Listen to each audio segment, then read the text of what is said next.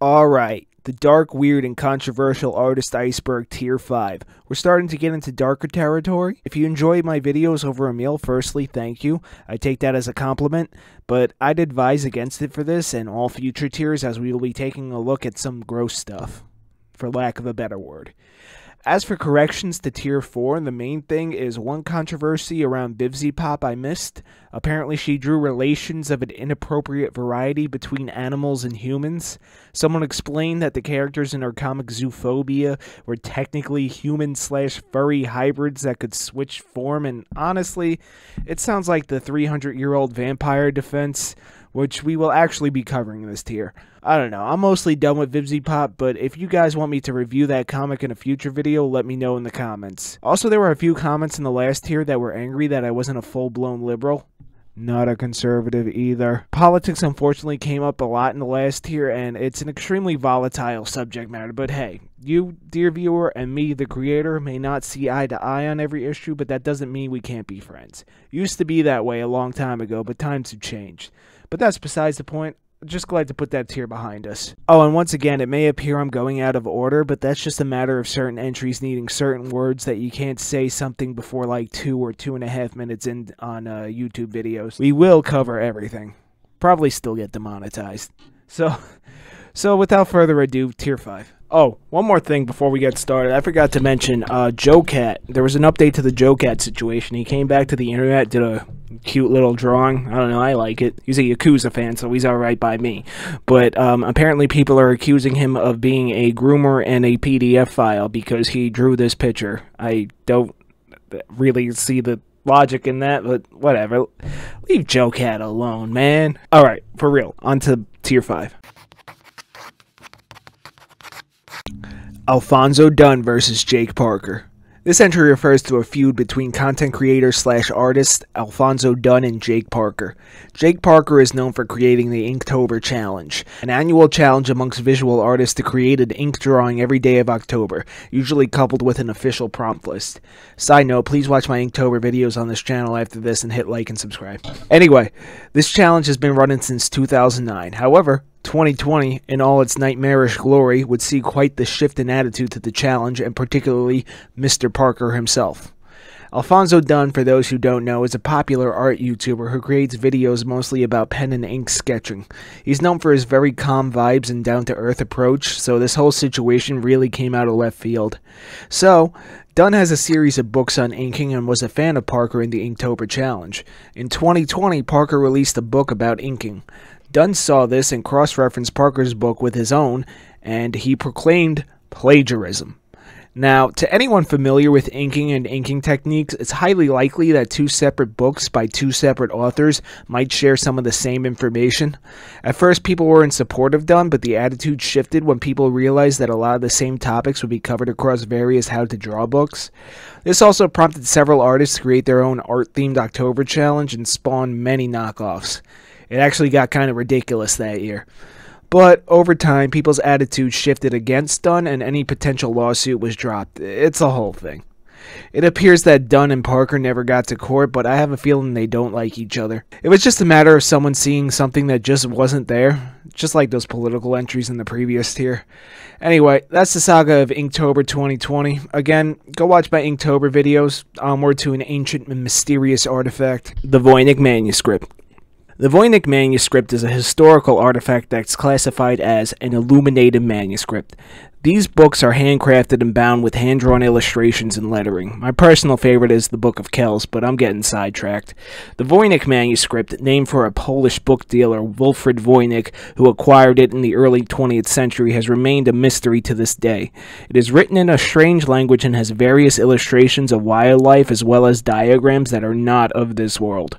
The author has never been identified, and it's dated back to the 15th century. To this day, a code has not been cracked. The world's cryptographers like to say it's uncrackable, but personally, I don't think it was meant to be cracked. I honestly believe it was just some troll artist who thought, it'd be funny if someone found this years later and thought it was extraterrestrials or something. Or, maybe it really was aliens. The world may never know. Where are her organs? I love this one, and honestly, I'm surprised I haven't gotten comments like this under one of my drawings. So, the phrase, "where are her organs," is something terminally online Twitter addicts like to say underneath drawings of women with exaggerated proportions. This phrase is also interchangeable with the NPC response that's a slight variation of the phrase, "OP has never seen a real woman." I remember my first encounter with this phrase under one of Sakimi-chan's drawings, back when she was just doing pinups and not those really weird comics, but that's besides the point. It actually got to the point where she apologized for drawing certain body types, but the majority of her audience didn't care what a small number of detractors said, and explained that she should draw what she wants. As should you, dear viewer. Now, I'd also say it's kind of ironic that the people that comment on these kinds of things usually align ideologically with the body positivity movement. And it's funny that they shame women that are actually built like that, because if they have ever gone outside and just looked around instead of having their eyes surgically glued to TikTok, they'd realize various body types exist, and one of them is very curvaceous. So, essentially, these people are engaging in body shaming, which is really funny. I should also note that you never see these kinds of comments on drawings of characters like Baki or Kenshiro from Fist of the North Star, who have physiques only obtainable by a surplus of steroids. The argument that these absurdly tall buff men are classified as power fantasies rather than sexualization. Which, by the way, I've seen the Jujutsu Kaisen fanbase. Men definitely do get sexualized. And should also note, who says that these absurdly curvy characters aren't power fantasies for women, right? Anyway, it's just a bunch of terminally online weirdos being terminally online weirdos again, but I do believe that this might be the last instance of it on this iceberg. Hopefully, I'm getting tired of talking about these morons. Oh, and quick side note, the most popular NSFW artists on the internet are majority female. Just thought I'd add that. Now, onward to the cursed anime trilogy, oh boy. Boku no Pico. Why did I put this here? Boku no Pico, if you've been on YouTube long enough, was a bit of a meme in the anime community back when the hobby was a bit more niche. It's also one of the most repulsive things ever made, and I say that objectively. So this anime is about an extremely inappropriate relationship between an adult man and a literal boy. Well, literal 2D boy. It's classified as Shotokan anime.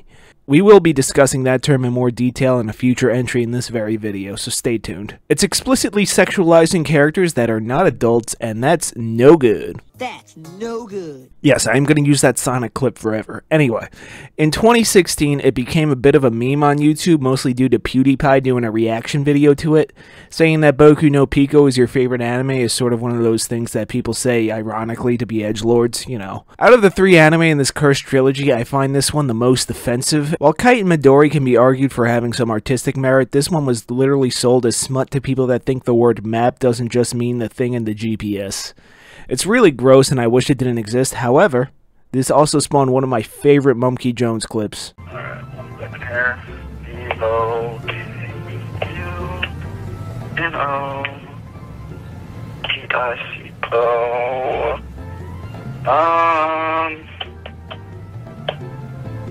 No, sorry, doesn't look like we got that one. Is there any way you could, like, special order it or something, do you think? 1 second here, I could try. Let me look it up.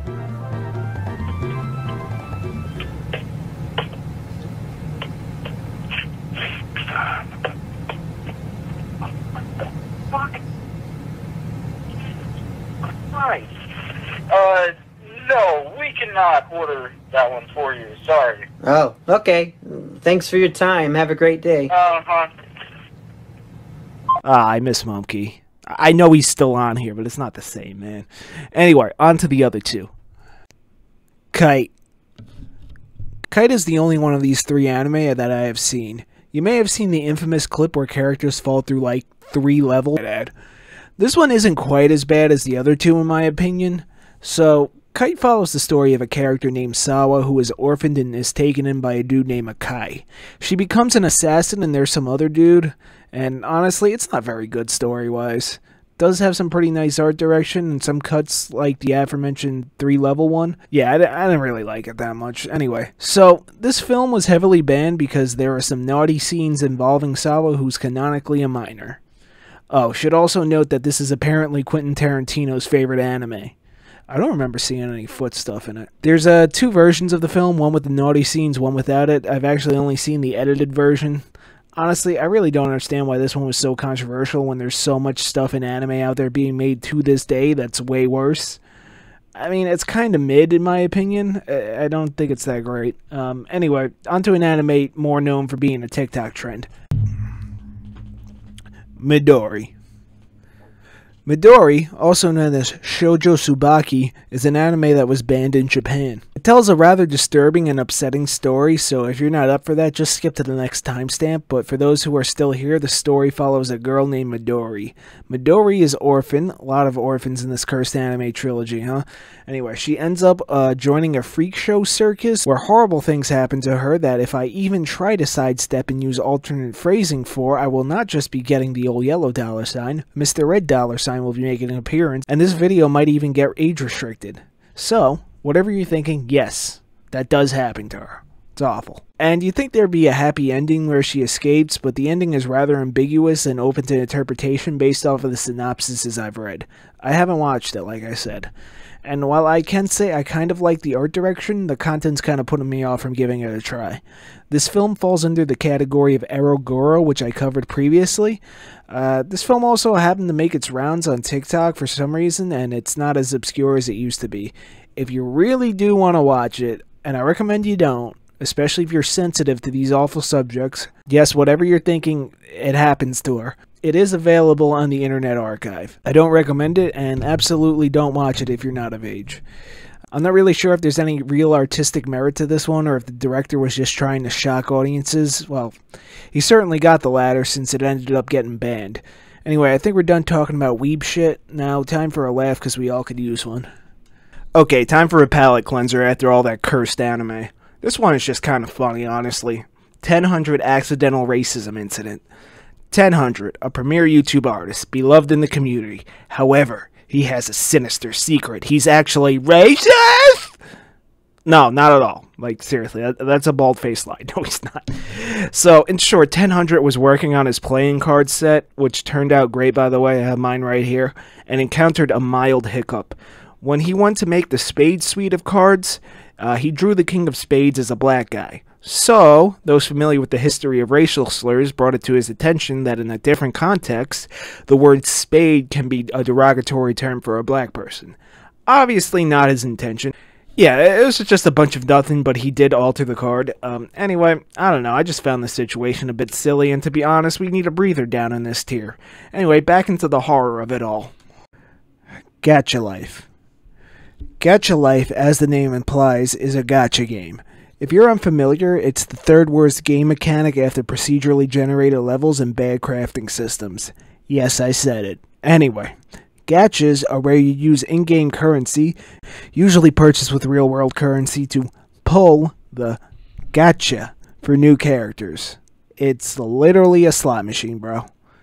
Anyway, Gacha Life is a cute little game that lets you create anime-style avatars and is popular amongst younger kids. There are a crap ton of fan-made animations of this game, and hey, if it gets the players to be creative, it's okay in my book. But, beneath the surface, Gacha Life has a deep, dark secret that a lot of you watching probably already know about. And that's Gacha Heat. Apparently this is the PDF file tier.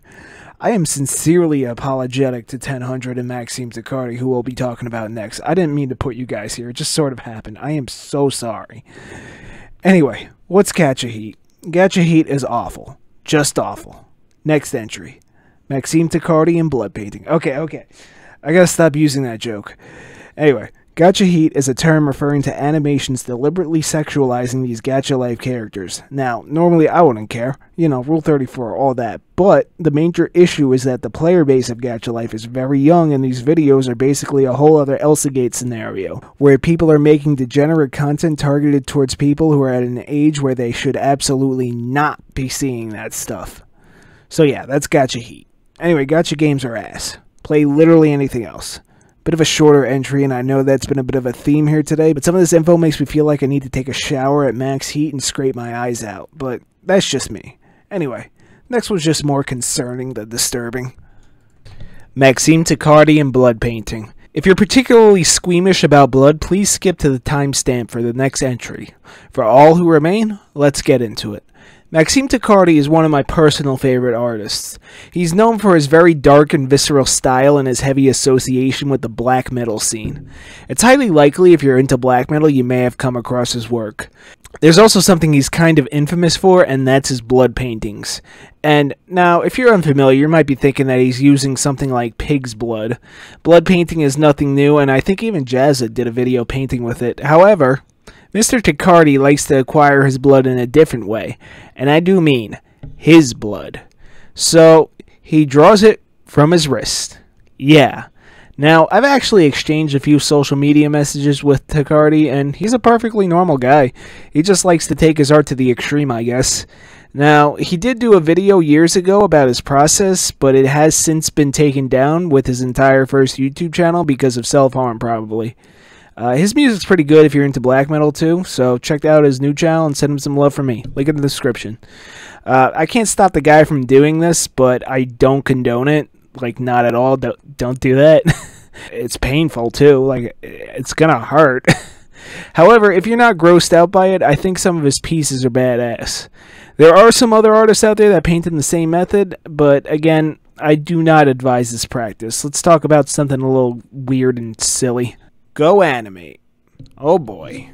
So, GOAnimate is a free animation web app. It has since been rebranded to Vyond? That. Now, you think this is just some throwaway software, like something for companies to make quick little presentations at first glance or something like that, right? Oh, but GOAnimate is an iceberg all its own, my friend. So, there are a lot of people right here on YouTube that use GOAnimate to take a swing at animation. And as someone who's attempted animation in the past, I will say, it's very, very hard. Seriously, animators, I salute you. So here's a quick software you could just at the very least make something. So, of course, tons of people are going to play with it. Now, these people, however, might not be of sound mind. They all use robot voices and feature the character Caillou getting grounded for an oddly specific and absurdly large number of years. And they really want to drive home the fact that Caillou was grounded. I mean, to be fair, Caillou is kind of a little shit, so I guess it's acceptable. Honestly, this is a rabbit hole, man. I would really like to pick the brains of someone that makes these. I mean, it's just bizarre. Like, here's just a taste. That's it, Caillou. You are so freaking grounded forever. What? I am grounded forever. What do you mean by that, Dad? Get upstairs to your room right now and never, ever come out. You mean I am to stay in my room forever, for the rest of my life? You mean I will never come out of my room ever again? That's right, Caillou. You are grounded forever, for the rest of your life, so hop to it.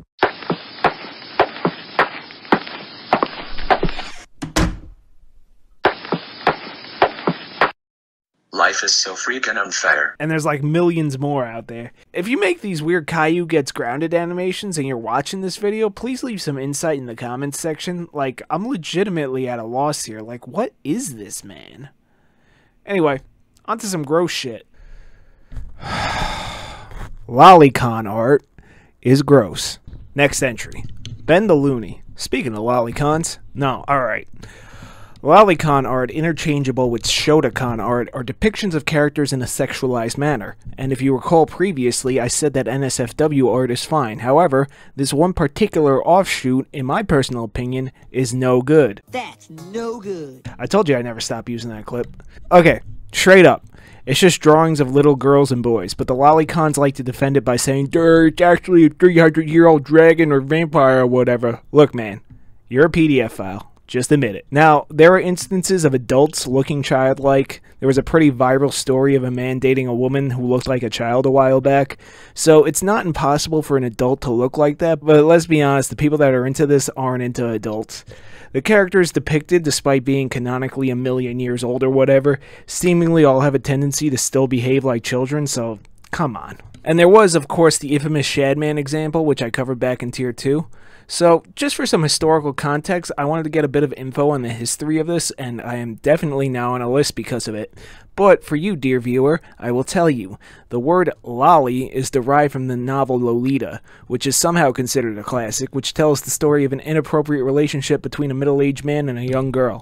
Lolicon comes from Japanese anime and manga and describes people that are into that shit. I'm sorry, but I feel disgusting just typing this shit and I haven't even recorded it yet. Well, I guess now I did. Anyway, the origins in anime and manga are traced back to the 1970s, influenced by the works of Hideo Azuma and Kanakamatsu. Well, that's what one of the sources that popped up on Google said. To be honest, I don't feel like looking at their work to verify if that's true. That's just what I got from one Google search. Oh my god, he didn't do enough research on this one. I don't want to do enough research on this one. Technically, this kind of artwork, as long as it's of fictional characters that don't actually exist, is actually completely legal. But if you support this stuff, I'm looking at you a little different. Also doesn't help these lollicon's cases that the face of them is someone like the White Bowser, who is a rabbit hole all his own. I believe it was either Kiwi Tapes or McSmokey, one of those lolcow historian guys. They did a pretty good video on him. I'll put which one on screen and link it in the description. Shotokan is just the male version of Lolicon. Anyway, my video is 99% likely to get demonetized for this one entry, so please like, comment, and subscribe. This shit is gross and I don't like it. But it's also worth covering so you're aware of it. Now, I'm not here to say that there's a slippery slope correlation, but if you are into it, I think you need to get your hard drive checked. Anyway, happy to put this one behind me, okay? Hold it back vomit here. Now, on to one infamous lolicon. Benthelooney. Okay, so Benthelooney was, or is, I'm not sure if he's still working in this genre, one of those YouTube story time animators. You know, has a time-lapse or a slideshow / animation and talks shit over it. Kind of like some of my older videos. I'm pulling a lot of information from a mini-doc another YouTuber made, that's Jormy49. I will link to the full video in the description. It's a really well done video. Send him some love for me. But back to Benthelooney. So he's mostly known for being a Shadman defender. And you might think, before or after Shadman did that thing we talked about in Tier 2? Probably before, right? Well, no. After. Yeah. So, as the kids say these days, big yikes on that one. There's a lot to go through, so I'm just going to give you the greatest hits. At one point, he decided to draw his PNG avatar thing as completely nude, and this isn't like someone like The Odd Ones Out, where the style permits it. This was like a naked human dude, kind of weird, but he left the nudist colony after a while. There was also his top 10 hottest animated woman video, where the majority were characters that were underage. If I'm going to clarify something from the previous entry that I know a very small handful of people will argue in the comments section, I get that these are just drawings. I understand that, okay? That's a fair argument, but also, like, come on, what the fuck is wrong with you? I guess you can legally make it, but it's disgusting. Just disgusting. Ugh. Brother, ugh. What's that? Anyway, back to Ben's greatest hits. He drew some lolicon art of some Cartoon Network show that I'm unfamiliar with, and yeah, that's a little gross. But remember those racist cartoons that I talked about a few tiers back? Well, Ben did a video on them and basically defended their existence. Now, to be fair, the Censored 11 might be good as a time capsule to see how far we've come. I can see that kind of thing for their existence, sort of a reminder to never do that shit again, you know? The same mentality is why you can still visit Auschwitz in Germany. But Ben defended them more in the way that they were meant to be consumed as entertainment. Now, this started a feud with another YouTuber named SBN3, and it was a whole thing, and to be honest with the full context, nah, he's not really racist. That word gets thrown around so much these days, it's lost its meaning. There's, of course, the aforementioned Shadman incident, and then there's the Toby dispute. Remember her? Damn, we're pulling from all the previous tiers. This is like the Avengers of awful people. Yeah, they were beefing over lolicon content. It's a whole thing. They're all whole things. Honestly, just refer back to the Toby entry in Tier 2. I covered this. Anyway, he still uploads on a renamed channel to this day, and yeah, that's Benthelooney. Again, check out Jormy49's video for a comprehensive deep dive. Honestly, he ain't that bad, but whenever lolicon stuff gets brought up, it rubs me the wrong way, you know? It's just, I don't like it. Like, why? Stop. Don't do that. Ew. Alright, and that wraps up Tier 5 of the dark, weird, and controversial artist Iceberg. Thank you very much for watching this video. I appreciate it. If you made it all the way to the end, go ahead, like, comment, subscribe, all that stuff. If I made any mistakes, which I know I probably did, okay, because I'm a moron, you guys in the comments are way smarter than me. Alright, leave corrections down there, and I'll address them at the start of the next video.